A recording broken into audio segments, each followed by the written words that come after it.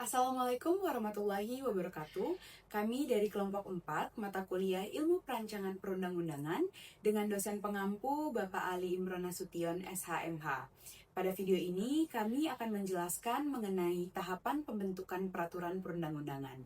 Sebelumnya, perkenalkan, saya Aisyah Putri Kurtubi dengan NIM 2410611041. Perkenalkan, nama saya Razita Syahma Putri Rijadi dengan NIM 2410611059. Perkenalkan, nama saya Nashwa Rehana dengan NIM 2410611064. Halo semuanya, nama saya Abigail Kalika dengan NIM 2410611199. Saya Syifa Amanda Salsabila dengan NIM 241061111008. Saya Dian Septiana Putri dengan NIM 2410611040. Ramadhani dengan NIM 2410611019. Perkenalkan, nama saya Suryanda Zulfi Sakib dengan NIM 2410611047. Akan menjelaskan mengenai tahap perencanaan dalam pembentukan peraturan perundang-undangan. Tahap perencanaan dalam pembentukan peraturan perundang-undangan merupakan fondasi awal yang sangat penting untuk memastikan proses pembuatan aturan berjalan efektif dan sesuai kebutuhan. Pada tahap ini, dilakukan identifikasi terhadap masalah hukum yang perlu diatur serta analisis awal tentang urgensi dan ruang lingkup peraturan yang akan dibuat. Selanjutnya, dilakukan penyusunan rancangan kerja atau program legislasi nasional yang memuat prioritas penyusunan peraturan, sumber daya yang dibutuhkan, serta jadwal pelaksanaan pembentukan peraturan. Selain itu, tahap perencanaan meliputi konsultasi dengan berbagai pihak terkait seperti pemerintah, lembaga legislatif, akademisi, dan masyarakat agar peraturan yang dihasilkan relevan dan dapat diterima secara luas. Dengan perancangan yang matang, proses pembentukan perundang-undangan menjadi terstruktur dan meminimalisir risiko tumpang tindih norma serta meningkatkan kualitas dan efektivitas peraturan yang akan disahkan. Tahap ini sangat menentukan arah dan keberhasilan seluruh rangkaian pembentukan peraturan perundang-undangan. Baik, selanjutnya kita akan melihat contoh konkret bagaimana tahap ini diterapkan dalam proses penyusunan suatu produk hukum. Di sini saya akan membahas mengenai contoh perencanaan, yaitu Badan Legislasi atau Balek DPR RI menggelar rapat pleno bersama para pimpinan Komisi DPR RI di Gedung Parlemen. Rapat ini membahas usulan rancangan undang-undang yang akan dimasukkan ke dalam Program Legislasi Nasional atau Prolegnas Prioritas tahun 2025 sampai 2026. Dalam rapat tersebut, setiap komisi menyampaikan sejumlah usulan RUU, antara lain RUU tentang pemilu, RUU MPR, DPR, DPD, DPRD, RUU Jabatan Hakim, RUU Hak Cipta, RUU Perlindungan Anak, serta RUU Perampasan Aset. Oke, selanjutnya adalah tahap penyusunan. Tahap penyusunan adalah proses awal di mana rancangan peraturan mulai dibentuk secara konkret. Di tahap inilah, ide, analisis, dan konsep hukum dirumuskan menjadi draft peraturan yang siap untuk dibahas lebih lanjut. Tahap yang pertama ialah penyusunan naskah akademik. Di sini dijelaskan mengenai latar belakang masalah, tujuan pengaturan, dan analisis filosofis, yuridis, serta sosiologis. Naskah akademik menjadi dasar intelektual dari rancangan peraturan. Yang kedua ialah perumusan rancangan peraturan.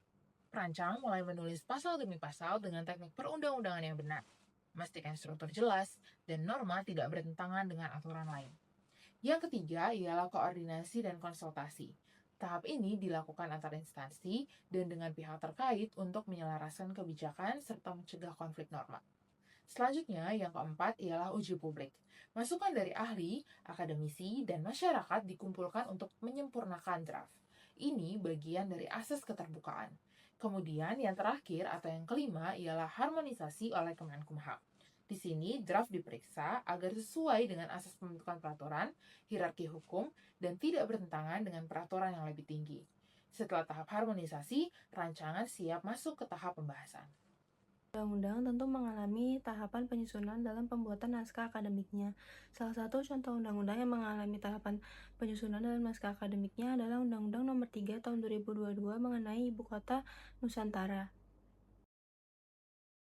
Melanjutkan penjelasan pada tahap pembahasan dalam pembentukan peraturan perundang-undangan berdasarkan Undang-Undang Nomor 12 Tahun 2011 pada pasal 65 sampai 71. Pembahasan RUU dilakukan dalam 2 tingkat pembicaraan.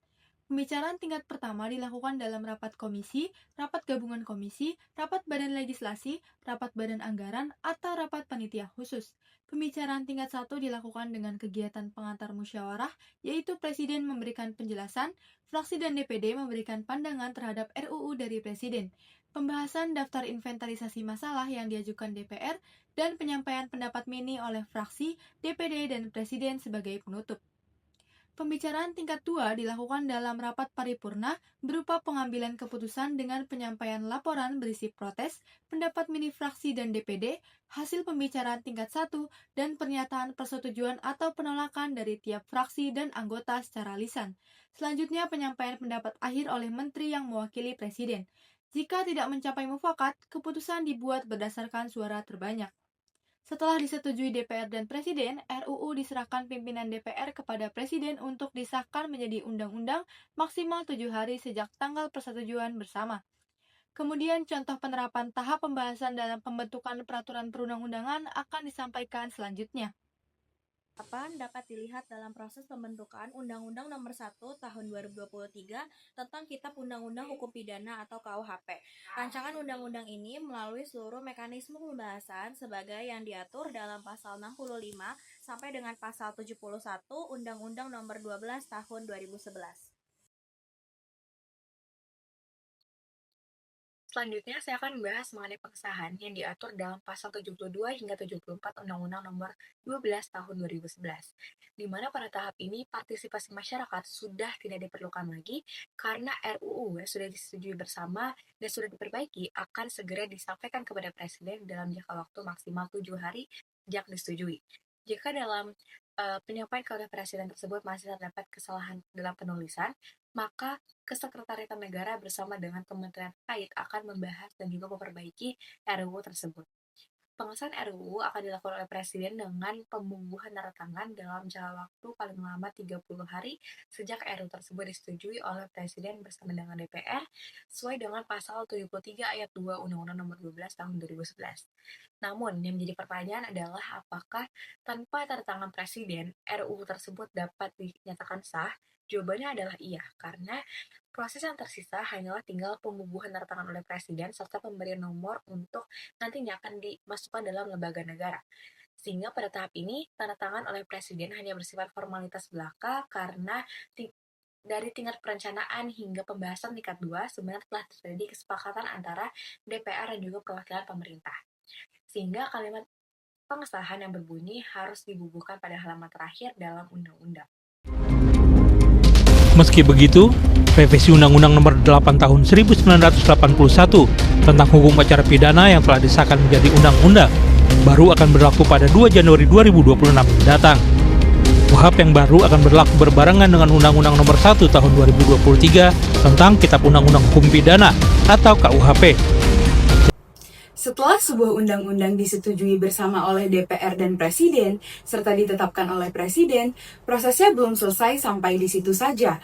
Undang-undang itu harus diundangkan agar diketahui publik secara resmi.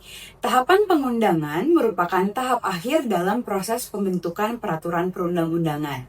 Pengundangan dilakukan dengan mencantumkan undang-undang ke dalam lembar negara Republik Indonesia dan jika diperlukan dilengkapi dengan penjelasan dalam tambahan lembaran negara. Dengan diundangkan, sebuah undang-undang akan memperoleh kekuatan hukum yang mengikat dan dapat diberlakukan secara nasional. Sekian penjelasan yang dapat kami sampaikan, kurang lebihnya mohon maaf. Wassalamualaikum warahmatullahi wabarakatuh.